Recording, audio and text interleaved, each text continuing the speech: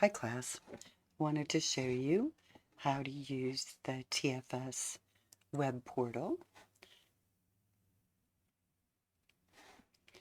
I'm going to open a web browser and I'm going to go to the URL CIS150.otc.edu/TFS and then slash your username.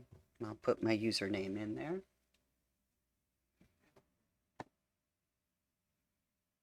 So cisteam.otc.edu/TFS/username. You should be prompted with a login. We want to log into the OTC domain. So you must put OTC followed by the backslash, then your OTC username and your password.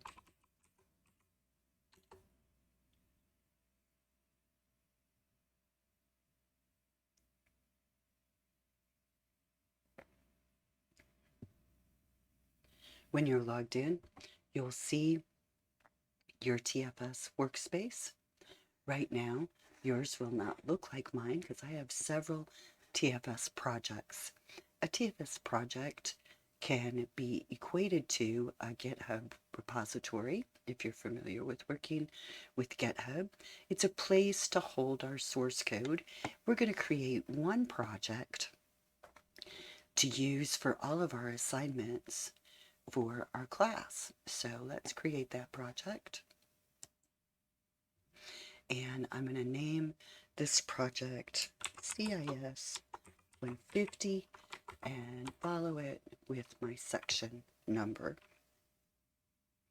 I need to expand the Advanced tab, and I'm going to change the version control to Team Foundation version control. Note that Git is an available option. That's not what we'll be using for our class. However, you do get the opportunity to use GitHub in some other classes, and we want you to get experience with both. So I'm going to click Create. My new team project will be created.